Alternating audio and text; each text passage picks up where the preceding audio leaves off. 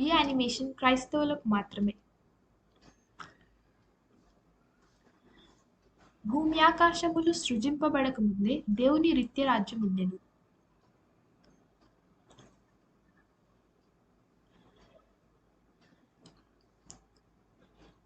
దేవుని రాజ్యంలో ఒక్కడే దేవుడు, ముగ్గురు వ్యక్తులై ఉన్నారు. సృష్టికర్త మానవుని కొరకు, అతని మహిమ కొరకు సమస్తాన్ని సృజించారు. ఆ సృష్టికర్త యొక్క సృష్టి ఒక అద్భుతం. రూపకర్త తన ప్రణాళికను వాక్యానికి మరియు సృష్టి నిర్మాణకునికి చూపించారు. తన మహిమ కొరకు, మానవుని కొరకు తన ప్రణాళికను రూపొందించారు. రక్షకుని లోకానికి పంపడమే ఆయన యొక్క ప్రణాళిక. ఆ రక్షకుడి మానవుని పాపం నుండి మరియు చీకటి ఆధిపత్యం నుండి రక్షించగలడు. వాక్యం మరియు సృష్టి నిర్మాణకుడు సృష్టికర్త యొక్క ప్రణాళికకు ఎంతో సంతోషంగా ఆమోదించారు. భూమి మీదకి వెళ్ళి వారిలో ఒకరిగా ఉంటావా అని రూపకర్త వాక్యాన్ని అడగగా, నాకు సమ్మతే, వాళ్ళంటే నీకెంత ఇష్టం అనేది నాకు తెలుసు అని వాక్యం చెప్తారు. రూపకర్తకు అది అంగీకారయోగ్యమైన బలి.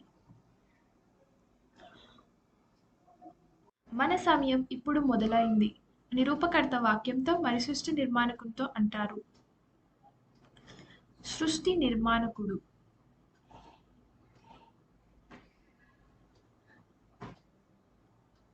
వాక్యం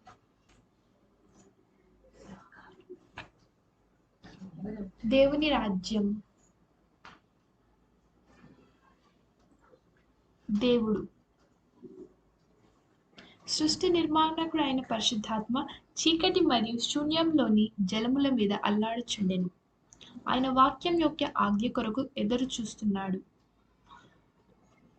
వెలుగు కలుగును గాక అని వాక్యం అన్నారు. సృష్టి నిర్మాణకుడు తన శక్తితో వెలుగును కలిగించారు. అప్పుడు వెలుగు కలిగెను. ఒక్క దేవుడే ముగ్గురు వ్యక్తులలో ఉన్నారు. రూపకర్త తండ్రి అయిన దేవుడు, వాక్యము దేవుని కుమారుడు, సృష్టి నిర్మాణకుడు దేవుని పరిశుద్ధాత్మ.